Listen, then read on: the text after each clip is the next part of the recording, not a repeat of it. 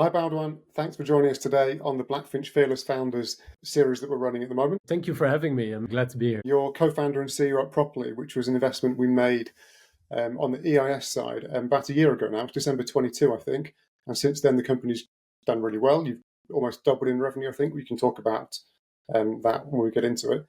And you've developed the product quite significantly since then as well. So I know you started the company due to the challenges you faced in commercial real estate. That was your previous role. But just tell us where the idea came from originally. Yes, in my before founding Properly, I was an investment manager at Meriton Asset Management, and within that role, I was managing portfolios of real estate in the Netherlands and Portugal. And when you do that, you have a lot of different problems. So in the real estate industry as a whole, the PropTech scene came up, and there were a lot of different companies and tools and startups coming up for all different things. But the majority of those were focused on leasing and things like that.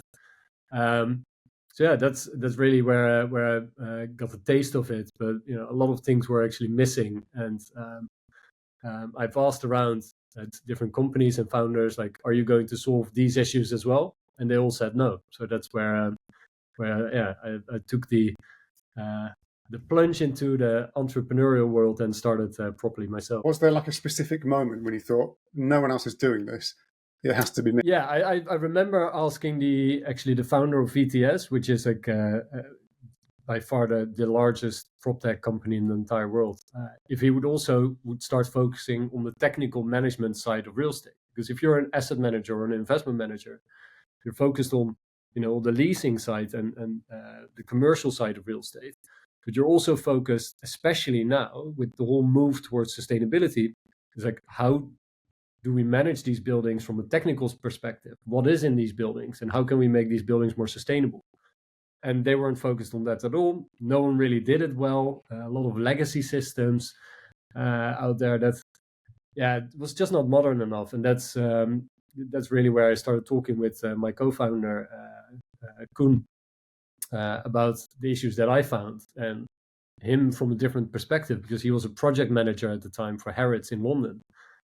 Said like, look, this is something we can really do, that's when we started. It was July 2018. For that initial product, what was the kind of the bare bones, the MVP? What was the initial value you were trying to deliver there? Different. Back in the day, we really pitched it in a different way. We were actually solving the same pain points as we do now, but we really started out with a tendering tool. So requesting quotes for maintenance and capex works in commercial real estate. Property managers do that on behalf of the landlords. Landlords or investment managers, they need to approve quotes and get the business plan, forward and signed off. So we digitized that whole part. But the main thing that we actually built was, how do those two stakeholders, the landlord and the property manager, actually collaborate together? And from there, we really started focusing on all these aspects that these both two stakeholders work on together and bring them in one centralized platform. So we really started with one feature, the tendering tool. And I think a lot of people in the Netherlands who were our first clients or who we've spoken to initially, they remember us from that, and they'll say like, wow, it's been expanded hugely. And the way we've done that is we really looked at our niche focus group, our niche target group. So technical asset managers, assistants, and technical property managers. And what do they do in a whole week? And bring all of that together in one platform. Mm-hmm. And that works really well.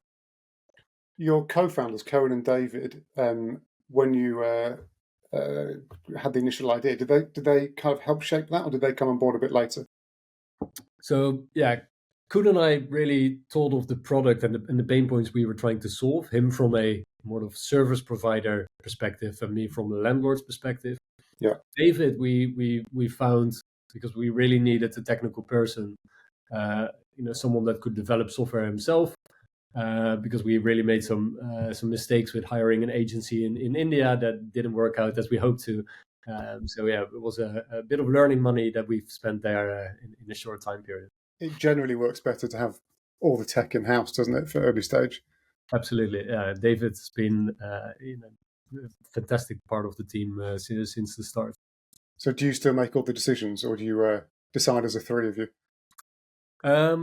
I think we don't decide as the three of us, definitely not, but we do have a lot of heated debate and conversations within the company. I think that's only healthy in any company, that you're not boss employee. We're all entrepreneurs, so we're really, it's all our future and the vision and everything on the line for ourselves. But I think if you look at us three as a team, then you can class us as different colors. I don't know if you're familiar with the color system. So Koen is much more of a green, blue. David is much more of a blue person, and I'm really, really red with a bit of yellow. So I think combining us three really, really works well, and I think that's one of the reasons why we're working so well together over the last 5.5 years already. I haven't come across that system, but I'm familiar with kind of the sort of profiling that we generally look for. A strong sales lead in a company, a tech lead, someone who can handle operations. So it sounds like you've got that between the three of you. Absolutely. Just going back to the product for a second, just tell us what it does for customers. What do they love most about the product? Really solving a personal pain point of myself before, but we've got two type of clients. You've got a landlord or you've got a property manager. So for a landlord, the product really enables them to have full insight into the operations of their buildings, assets, either in the same country or abroad. What is the 10-year maintenance plan, budgets, are all the certifications in order, a plan towards net zero, ticketing, how many issues arise with the tenants. So they get insight and continuity over that data.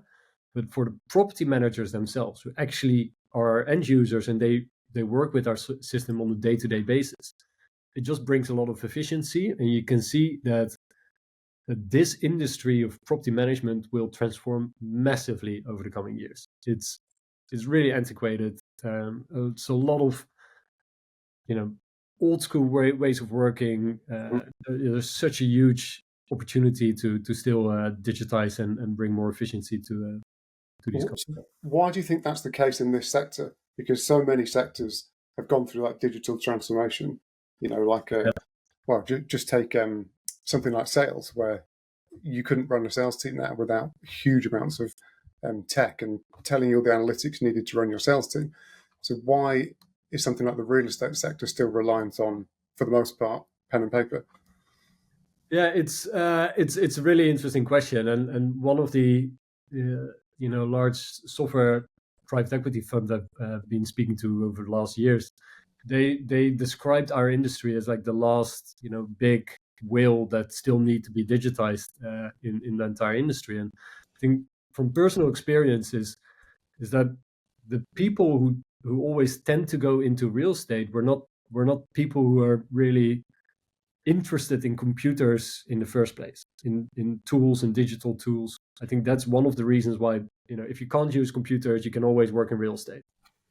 On the second hand, it's people who work in real estate, they always used to earn quite a bit of money. It was enough fees and things to go around. And it was not really a need. And I think that absolutely changed since COVID and sustainability. The road to net zero is extremely important. Mm-hmm. And since real estate accounts for 40% of the CO2 emissions across the entire world, really, we've got a huge responsibility to actually help in that way. And that's something that can only be done through digitization and efficiency and all of those things. How much of your original vision is now feature complete, as opposed to all the things you want to build or feel like need to be in this type of platform over the next few years?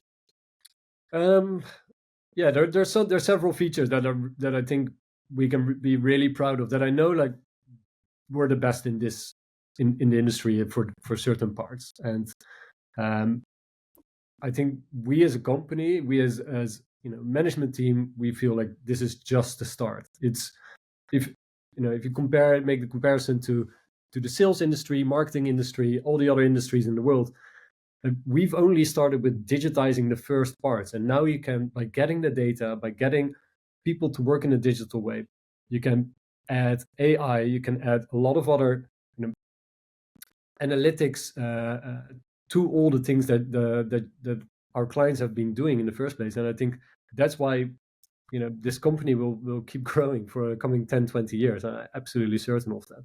And there are also so many different stakeholders you can add value to. So we intentionally only focus on the owner, property manager as two stakeholders in the industry, but there are so many more other stakeholders that actually need access to the same data.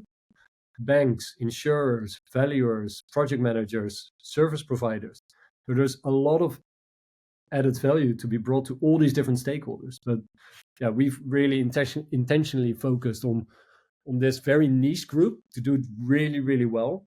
But there's a lot of room to expand across the entire industry. Yeah, it sounds like there's lots of small platforms that property owners use, and there's an opportunity here to kind of consolidate all of that.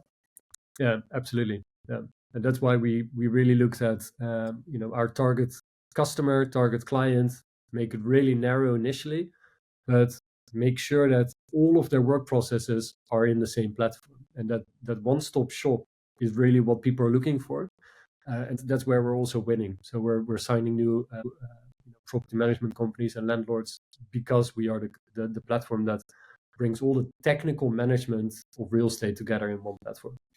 It's interesting, isn't it, how you have to start narrow. It's almost like a necessity for a startup to do that, because you've got to kind of earn the right to widen the functionality down the line. But unless you focus narrow to start with, it's hard to find those first few customers. And we didn't do that initially. So if you look at property managers in general, you've got commercial property managers, technical property managers, and people who do everything together. So when we really started narrowing it down even more, that's when our message came across so much better. Just flipping to sales for a second, I know that international has always been a part of the growth strategy. How do you see that shaping up in 2024? And just think back to when we first invested and how that's evolved. Can you talk about that a bit? Yes. So I think myself is a very good example of how international the commercial real estate industry is. I'm Dutch. I live in London. I used to manage portfolios in the Netherlands, Portugal. So you see these funds. London has always been the financial industry of Europe, but these funds invest pan-European. So they're not going to buy a tool that they can only use in one of the countries. They're always looking for their entire portfolios, but you still have to prove it in one country first. They will never onboard everything in one go. So what we've been doing over the last year, and continue this year, is really focus on our partner channel. So we've signed Colliers International, several other property management companies that are working in different countries in Europe, and we keep expanding each country. So last week, as an example, we signed a client that manages a large portfolio in Belgium and Luxembourg. Mm-hmm. So this news will come out, over the coming weeks. But it's a really innovative company, and we open up to 2 new countries in one go, and that really forms the basis for expansion in those countries. So we'll be focusing on that international growth this year, and that makes the total countries will be the Netherlands, Poland, Belgium, and Luxembourg, where we're really active at the moment. So is that a key part of the sales strategy, to sell in at that European top level? Are there any property management companies that have sites across the whole of Europe? Yeah, absolutely. Like Colliers that we've signed already, they are the second largest property management company in the entire world. But you've got CBRE is the largest one, Cushman & Wakefield, BNP Paribas, Savills. They're huge, and they usually have in every country they have an office. But the market besides that is also very large, because in the Netherlands, the top level ones probably have, like, I would say 30-40% of the market, and then the rest of the market is still very, very large. It's a nice distribution, isn't it? Because your cost of sale should be quite low. Yeah, well, especially because we work through these partners, they onboard their entire portfolio on our platform, and from there we get access to a lot of landlords. So if we make our partners successful, we'll grow anyway, and that's really what we're seeing happening this year already. So yeah, partners that come to us, hey, I've signed a new client, it will immediately be onboarded on Proprli. Yeah. So our sold contract immediately grows without doing anything. Just thinking back to the challenges over the last year in the commercial real estate market, have you been hit by that, or how do you see that recovering now? So there are a lot of challenges in the real estate industry as a whole. If you really focus down on, again, if you narrow down the real estate industry, it's not everywhere. So if you look at, there's a difference between development and asset management. So we don't focus on development at the moment. We might go there in the future, but they have been hit by high interest rates, extreme legislation, a lot of different things. But asset management still keeps going. Property management, doesn't matter what the market's like, it is always needed. So there, in addition to that, you've got different sectors. You've got offices. It's very difficult because working from home has become digital. So there you see those landlords have difficulty, and because of that, they need to digitize. They need to do things more efficient, and that's where we come in. So that's actually COVID as well, literally been a boost for us. But on a whole, you see that logistics, retail, every sector goes through different type of challenge, and there's a different way how we can add value to those clients. Was that the biggest challenge you found starting the company, just navigating that the market, or were there technical challenges that you had to overcome early on? I think for me, the biggest challenge in founding Proprli was the sales cycles are extremely long in real estate. Real estate managers thinking years. This year, 2024, is what I'm going to do in terms of digitization. They don't buy software every month, right? Because they don't buy software at all. Yeah. Not a lot. So if they buy something, they'll stick with it coming 10 years. We literally never had a client leave, knock on wood. But that's the flip side, isn't it, of long sales cycles? When you get in, they're really sticky, but getting in takes a lot of time. And being a startup, this is where a lot of startups, actually die, because you need to have, a year's runway to just sign one client. If that client doesn't sign with you that year, you don't have that proof point, you can't raise money, and it's highly likely you won't survive that. And that's what you're still seeing happening a lot. And that's also why winner takes all in this industry. There is no competitor of VTS anymore. There is no, that will all be in the future. So it's your key competitor at the moment is property management companies just doing it themselves. What we see is that most of the clients we sign, they either do things in Excel, email, or just not at all. I think 90% of startups, their key competitor is a spreadsheet, isn't it? Absolutely, yeah. And that's basically, we help those clients increase the quality of their service to landlords, or get a better control of their portfolios. The other part is that we really we tend to win a lot from legacy systems, such as property management systems that started additional features that is really not their core, and they've never been strong at. We put the property management company really in their strength, which is financials, sort of the bookkeeping of real estate. And then they have a technical management system in addition to that, where all the technical management of real estate is being managed. And that is what Proprli is. So thinking forward a couple of years now, or maybe further than that, maybe 5 years in the future, how many countries do you see Proprli in? How many assets are you managing? What does the platform look like? 5 years into the future, we're all over. Give me 5 years, then give me 10 years. 10 years. I think the question we ask ourselves right now already is that if you would start a new property management company, what does a modern property management company look like? What does a modern asset management company look like? And how is that going to change because of AI? And you'll see that over the coming years, like five years, that the role of a property manager will change massively. Currently, it's an administrative, reactive role. Mm-hmm. And it will change to predictive, entirely focused on technology tools. And that's literally where we come in. We try to make property management sexy, in a way. It's not the most sexy role at the moment. Not a lot of people will see this as this is the role where I will stay for my entire career. But it should be, because they're the most important actor in the entire industry. They do all the work, and you just need to give them all the tools to do even better and make it so much more interesting. And that's where we're changing the industry towards. But on top of that, 10 years time, most of these processes will be automated either through just efficient workflows or AI that comes in and that will tell you and we're working towards that already, that the building becomes a brain. You can ask the building certain questions. Where's the document for the lift certification? When does the service provider come around for the next inspection?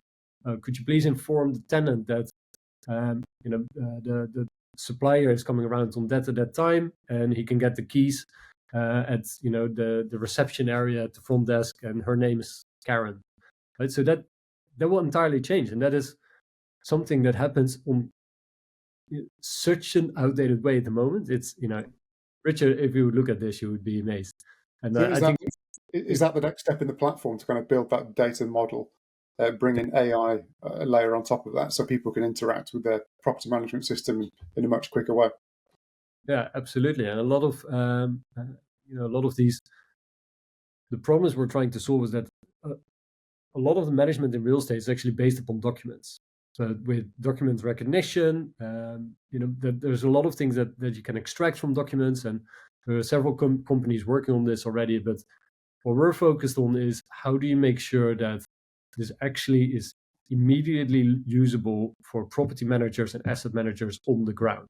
It shouldn't be sort of idealistic tool that no one uses. No, it needs to be super practical, that the people who are doing the work right now will be helped on a daily basis with this work. And I think that is the most difficult thing. And another thing is more sustainability. We're working on circularity. We're having conversations with Schroders Capital, other different companies that have approached us to try to co-create tools with them around the circular economy. And as I explained, real estate has such a huge impact on the carbon footprint of our entire world, is that you want to go to a circular economy for real estate. You want to make sure that if you build a new building or an existing building, and you do renovation of aluminum window frames, it's like, where did it come from? Can we use that somewhere else? How much aluminum is in the building? What are the specs of that? Will the supplier actually take it back? It's really interesting what you can do with all this data, and again, it just needs to be really user friendly for the end user, and that's where my team comes in. Thank you. And thanks so much for taking us through the company today. Been really interesting to get an update on how you're doing, and really look forward to following you in 2024 and helping you if we can on that growth journey. So thanks for your time. Thank you for having me, Richard.